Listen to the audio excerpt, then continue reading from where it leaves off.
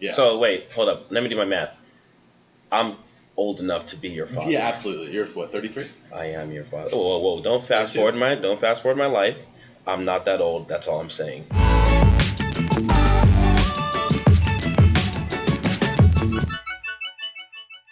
Oh, well, I was gonna be like, wow, that's embarrassing. That's embarrassing. Yes, welcome to the Earmeout podcast. I'm your host, Roderic Grant, aka Roddy Rowe, and we're here with our boy John Taylor. Give us a little bit background. We want to know who you are, man. All right, so I'm Jonathan. Okay. I grew up in Brown County, which is about an hour and 15 minutes away from Cincinnati East. It's like really close to the river. Nobody knows. Yeah, not many people know. Type it in Google, Brown County, East Cincinnati. I'm sure it will take you to Cuba or something. But yeah, keep going. Right. Yeah. So I was born in a hospital. Really? Yeah. Oh. It wasn't under a rock. Okay. It was in a town called Georgetown that's in my county. Okay. Out of there, my mom, believe it or not, was 12 years old when she had me. 12 years old. 12 years old. And my dad was 13. Yeah. So wait, hold up. Let me do my math. I'm old enough to be your father. Yeah, absolutely. You're what, 33? I am your father. Whoa. Don't fast forward my life. I'm not that old. That's all I'm saying. Okay. Continue. Well, my dad is just turned 33. So, but yeah. Your dad's older than me. Probably like by 8 months. No, by enough. Okay, keep going, Mr. Brown County, born in a hospital. Yeah, special hospital. Yeah. Anyways, so my really young parents, obviously they couldn't support me because they were so young. So I went 12 years old, dude. Yeah. Like I didn't even know. I want to say women, but I didn't know children. It's safe to say a 12-year-old child, right? Right. Absolutely. Yeah. I didn't even know children can have kids at 12 and live. Was it a cesarean? Was it It was natural. Wow. Apparently, I don't know. I know this camera. I know they say the camera adds 10 pounds. Okay, I've been working out, losing weight, so it better not add 10 pounds to me. But he's not a small boy, so I don't know what kind of baby you're coming out with that size of head. I mean, damn. I don't know. I mean, she may have had to have a C-section. I'm not sure. I don't know. But, so you've never seen your mom? Well, one time, and actually, Rod, you were the reason I got reunited with my mom for a whole probably 10 minutes of my life. Really? Yeah, so when we went to the Louisville road trip, right? Okay, I was in LaGrange, Walmart. Okay. I pitched this lady, asked her. Pitch is a sales pitch, if you guys aren't sure what that is. Yeah. Asked her, who she had for a TV service. Then she says, oh, yeah, I actually just got out of rehab. And I was like, oh, okay, awesome. Well, so let's see what you qualify for. I figured she's going to be a fee-pay, but it's whatever. I just want to get my LOAs up. I go back. I'm taking her basic information down. It's a scary story for me right now. It's kind of scary. Yeah, continue. And I'm taking her information down. I asked her, I said, hey, what's your address, blah, blah, blah. And I was like, what's your name? And then she says, Nikki Wilcox. And I said, Nikki Wilcox. Is that a popular name, Nikki Wilcox? Not at all. Well, I asked her, I said, hey, is your real name Nina Nicole Wilcox? No, you didn't. And then she looked at me like a deer in headlights. And I said, I'm Jonathan Taylor. Do you know who I am? And we just had this awkward eye contact. I obviously got really emotional, started crying in the Walmart, and I ran outside and called Messer. Bawling my eyes out. Messer is one of the team leaders that I have working in my office. Yeah. You got to remember, these guys have no clue who you are, what you do. But continue. You called Messer. Right. So I called Messer, and I said, I don't know what to do. I said, I just met my mom for the first time, and Messer didn't know what to say, so he just said, yeah, Messer's known his mom for his whole life. Right. I wouldn't even know what to tell you. Hello? It was awkward. So you ran out. I ran outside. Cried. Bawled my eyes out. Yeah, and then ran back in? No. I stayed outside of my car. Okay. At the time is when I was still smoking cigarettes. Before, yeah. The ciggy snacks. So we'll talk about that. I sat out there. I smoked like 3 cigarettes. I called Sean, cried to him, and then I called, who else? I called 3 people. Right. I called Sean, Messer, and my sister. Right. I called my sister and I let her know, whatever, because she's never met her either. Right. And then I just sat out in my car. I was probably out there for like 45 minutes to an hour. I was just trying to collect myself. And then went back in and closed 2 accounts and went home. Close, that means making a sale. once we could say we call it a close. For those of you that haven't watched Wolf on Wall Street or anything like that, crazy. So she was gone. Your mom. Yeah, She's like gone. when I went back in there, she wasn't there, Wow. and I Do you feel like you missed out on an opportunity? Like, what would you have told her if you saw her? I honestly don't know, because I don't know, like. Because I mean, I'm just playing devil's advocate here. Okay. Mhm. She was 12 years old. Yeah. Was really crazy. Went and got pregnant with you, which is awesome because if she didn't, I wouldn't know you. So I'm pretty happy she did that. By the way, I should send her a thank you card, but I don't know how I'm gonna get in contact with her. Yeah. Probably working at Walmart real quick. I'll be able to run into everything. But like, what else could you expect from that? Like, what is she gonna do? Raise Right. you? Work? Yeah. She's not even old enough to work. Right.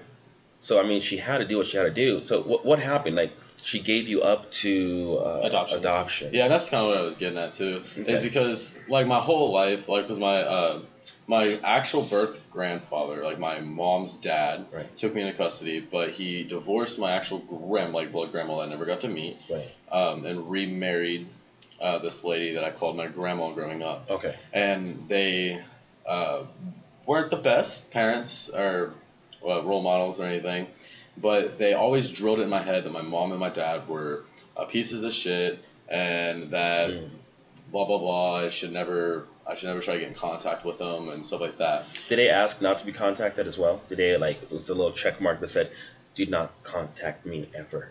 No, Okay. no. Okay. And like, so growing up, as a kid, I always hated my mom and dad, and they were never there. Right. I was different from all the other kids, blah blah blah. And You're then, different because you were an African American in Brown County. No, What made you different? because I didn't have, like, everybody like in Brown County typically have like mommy and daddy, Mm-hmm. and like the school I went to, pretty much everybody's parents also worked like in the school, Got it. because it's such a small place where I'm from. Like, that was like the only job opportunity there, Yeah, was right. teaching. So most people, like, they were either janitors or something. Dude, that's like my nightmare. Growing up in a small town and then graduating and then coming back and being the gym teacher for the next 40 years. That's why I always wanted to get out of the small town. If I was in a town, I needed to get out because I did not want to marry my high school sweetheart. There were a lot of them. I did not want to become the gym teacher, even though that was the coolest job ever, right? I had to get out. Mm-hmm. You had to get out. I did. You got out. I got out. At least you got like at least a foot out. Yeah, I'm like 40, 50 miles away, Yeah. 55 miles Yeah. away. That's a distance. That's a distance. So you went from home to home, or you stayed with one family? So, little from the age of from 3 to 6, Okay. I was in and out of foster care, and obviously, my memory from this isn't the best. This is just what my other family has told me. Right. So, from 3 to 6, I was in and out of foster care. I do remember being in foster care up in Columbus and Groveport. Mm-hmm. I have no idea where those places are, but yes. Mm-hmm. Yeah, it's like, I think 3 hours north. Okay. But yeah, so I remember being there. I remember I felt like it was some like Willy Wonka stuff, because I had to eat cabbage soup there. Oh, I thought you meant like you got a golden ticket and you got out. No. Run. No. Run, Johnny. Run home. No, Run I home with that thought ticket. running away a few times. Right. But I remember I was there for a while, and then I moved back in with my grandparents, my mom's dad and my step grandma. I'll just say that. Step grandma, make that easier. Got it. And then I lived with them for the majority of my life, my upbringing, Mm-hmm. and situation there was just bad. Trailer trash. Jeez. I wasn't allowed to ever eat anything except ramen noodles growing up. You weren't allowed. No. So even though was there other food there, or was? Oh yeah, absolutely. They bought themselves. My grandma told me, when I was about 14 or 15. Yeah. I remember it was right when I got to high school. Okay. My grandma actually told me the only reason she took me into custody was so she could get an extra check every month from Social Security, and so she. So that's a real thing. That's not just in the movies. That's they get some extra money. I just thought even if in the movies, I'm like, that's a pretty bad business plan, because you're gonna adopt 5 kids and get these extra checks, and you have to take care of those kids, so you don't really profit anything. Then I was like, wait a minute. If you don't spend anything on those kids and you just feed them, like you said, top ramen. I didn't get top ramen. I got Marshawn. The cheap one. The good stuff that kept me alive in college, you got that one, right? Then you can use all that money for yourself. Right. So your job is to only keep the kid barely alive Mhm. and quiet. Yep. Wow. Yeah, so like she would buy me like 1 6-pack of ramen, and that's all I was allowed to eat for a week. So I mean, for 7 days in a week, 6 packs. I mean, you do the math there. Yeah. So you have a half pack one time. right. Yeah. Exactly. So that was like a majority of my life, and then for about a year of my life, my grandpa, the one that has ashes, Right. he actually moved behind, which was my grandma's dad, so he's kind of like my great grandpa. So my family's really confusing. It's adoption. My family's I have my mom, my dad, and my 2 sisters. So you, with all this like crazy family tree genealogy thing, I feel like I'm reading the first chapter of the New Testament, the Bible. Yeah, this person begot this person begot this person, and then there was John from Brown County. John from Brown County. Yeah, right. But no, so my step grandma's dad moved into a trailer behind us, like my house set up on a hill. They're fine. And there for a while, like I was allowed to like leave, and I was allowed to go down there. And I used to. That's when like me and my grandpa started getting really close and stuff, because he used to let me eat ham sandwiches and stuff like that. And like that was like a ham sandwich or bologna sandwich was like God to me. Dude, I mean, I'm not trying to sound like an asshole. But I'm probably gonna sound like an asshole. It's okay. But to be able to feel like a ham sandwich, like, damn, I've made it because I got a ham sandwich. Mm-hmm. Life must have been pretty fucking rough with you. It could have been worse. It could have been, right? You could have like no head. Right, exactly. Right? Yeah. A lot. You could have been addicted to drugs. Yeah, you could be addicted to drugs, and that's another thing we'll talk about, because you guys are known for like the number one heroin distribution and overdoses in 2016. And another thing they're doing over there is they're getting rid of those what is it? Is it Narcan, right? Mm-hmm. Was it basically adrenaline? Yeah, it pretty much gets someone out of a heroin overdose. Right, so it brings them back to life. Mm-hmm. So now they're getting rid of it and they're saying like, listen, if these guys are going to be on heroin, then you know what? Let's just let them die, and that's going to fix itself. It's going to fix the glitch. Yeah, see, our pharmacies Brown County County, our pharmacies though are giving it out to people like you and everybody else in the office. So you could get it like birth control. Yes. I could just walk up in there and say, and ask for Narcan. Narcan is right next to the birth control. Pretty much. One kills, one gives life. Yeah, exactly. Wow. Yeah. Insane. Yeah, but because like they're not like requiring you to be like Narcan certified to use it anymore or anything like that. Now, how do you know about Narcan certification though? What? So when I was in criminal justice, right, and in my last job, 2 jobs before T3, I had to be Narcan certified, CPR certified, first aid certified, and whatnot. So, and I have 157 overdoses. I saved 153 of them. Jesus. I lost 4. So you saved those guys with the Narcan? Yeah, with Narcan, yeah. Well, a couple of them with just CPR. Right. So you got to grow up very quickly. Yeah, I did. Yeah, I mean, the reason why I brought you on here is multiple reasons. First reason is when I met you, I mean, I run my own company. Mm-hmm. It's a sales and marketing company. And a lot of people don't wake up in the morning and say, hey, gee, I want to do sales. I want to attempt to sell some stuff and have people spit on me and tell me to go fuck myself. And I just tell them to have a good day. No one says that. Mm-hmm. Somehow I ended up in that position, right? Grew in that position. And I'm able to give that opportunity to other people who want to be their own boss, have their own freedom of time and money. So when I met you guys, I think you were a personal recruit. They brought you in from who met you first? Jordan met me in Walmart. Jordan met you at Walmart, and you saw what he was doing. You saw it was pretty remedial. You're like, listen, I can do this, and they brought you in. And I didn't know your whole story. I mean, you came in during a team night. Normally, I get about 50 wings for the guys. I get some drinks.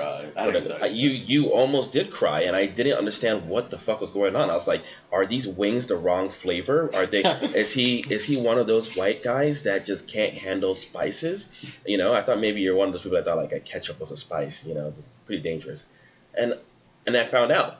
Yeah. I found out, and in my head I was like, listen, I know I have a problem. I have a savior's complex. Okay, I feel like I could save anybody. Same. Yeah, I feel like, and the reason why I feel like it's not because I came from such like shitty beginnings. I have both my parents. They're still alive. They're still around. They both love me. My dad whooped my ass like crazy, but I had a good family. You know, I had a lot to eat until I started working out. My mom said she can't afford my new hobby, so I just said okay, cool. She went on strike from cooking, but I've always wanted to help out people, and I always wanted to give them a chance, which that's biting me in the ass right now. We'll talk about that later. So when I saw you guys, it's like, I don't know. I feel like when I meet people who come from humble beginnings and that don't have everything handed to them on a silver platter, they're more hungry. Okay? They're more hungry for an opportunity. They're more hungry for that first chance. And they appreciate it more, and they don't want to fuck it up. Absolutely. When people have things given to them, they don't really feel the investment that they had to make to gain those things. So it's easy for them to discard them or not even think about that. Like when I drive my car every day before some idiot went and crashed into it while driving drunk, I think about all the right things I've done to be able to drive this car every day. You know, I'm just very appreciative. And I saw you guys, and I saw you, especially you. You were very appreciative. I didn't even know you didn't have a place to stay. I didn't know you had a crazy commute all the way to my office. I mean, how did we even find out that you were homeless? Okay, so you guys, I was not going to tell you guys I was homeless. I was just going to save up money and go get an apartment, and you guys would never know. Me and Sean actually talked about that. And Sean is who? Sean is my best friend, pretty much my brother. Right. Only person in Brown County that I could get along with. Right. But so I actually, the first couple days into the business, I wasn't homeless. Right. I was staying with my father. It's a really long story how that Right. happened. But he ended up going back to prison. And I thought, because me and Sean were super excited about the opportunity Right. and everything, and like I remember thinking to myself, like, why does this shit always happen to me? As soon as something like gets good, something bad happens. So Right. I lost all my know that belongings. I lost look, when he got indicted, there's a law in the state of Ohio that if your name's not on the lease, you can't go get the property out of the house. Okay. So I lost my clothes, my bed, my furniture, some money, everything that I had, I lost. The only thing I had was the suit that I had on at work that day. And then me and Sean just didn't say anything. And we were staying in my car, or staying wherever we could. And then we started stinking. And then Chris... That usually happens if you right. don't get to a shower. Exactly. Right? Yeah. And I remember Chris Messer, we talked about earlier, Right. he pulled me to the side and he said, John, he said, do you shower? I said, yes, but I can't right now. And he's like, why? And I said, we're kind of homeless right now. And then he was like, wait, what? And mind you, like they came up to approach you, not out of disrespect, but I had some problems with some people that I hired that smelled really bad. Mm-hmm. I had this one girl that smelled like cats that have died. And before they died, they pissed themselves. And that's what she smelled like. So it took us a while to try to get her to get on board with maybe not sleeping with your cats, or maybe not having your cats roll around in all your clothing.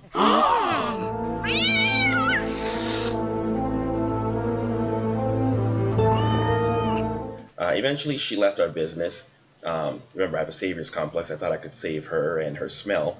But after that, I'm like, guys, no more stinky people. If I have one stinky person in my office, you are going to sit them down and give them a lecture. I don't care. Give them your stick of deodorant and let them use it. I don't care what you have to do, but don't bring any more stinky people in here. So maybe that's why he came up to you and he's like, listen, let me get to this guy before Rod gets them. Because you know me, I have a very sensitive nose. Yes. Like, I'm like Wolverine in this bitch. Like, I'm like, is it your birthday today? It must be. It must be. Right? So he came up to you, approached you about the smell. You let him know that you've been sleeping in the car. Yeah. And then he said, he pretty much wigged out on me. He's like, what the fuck, dude? Why haven't you told us this? Blah, blah, blah. And mind you, I still closed 10 accounts that week. Just want to put that out there. Facts. But, Facts. With no excuses, too. But I remember him going off of me, and then he was like, well, we got to get you a place to stay. He talked to his roommate. Then he let me and Sean stay with him. I remember the first night we actually stayed with Mo. Yeah, I remember I told him that, hey, dude, because I was moving out of my house, a lot of stuff was going on. I was like, dude, can you just let him stay at your house, you know? And he was like, I'm like, come on, dude, let him stay at your house. I mean, he had more than enough room. I mean, all you guys needed was a floor. Yeah. So 4 walls and a shower. Yeah. And a toilet with some toilet paper, probably, if you were lucky. I don't know if he ran out of toilet paper. Did he have any toilet paper? I don't remember. You don't remember? It's okay. Details. And then I said, hey, can they stay with you for, I give them a time for like 3 or 4 days, not knowing you only stay there for 1 day. And this whole time I didn't know what was going on. That's a problem with like running a business. You have so many people, you don't know what's really going on. But I try to make it my job to know. Because I don't know, I feel like if I really want to help out someone, I need to know what the fuck they're going through, you know, like where they're coming from.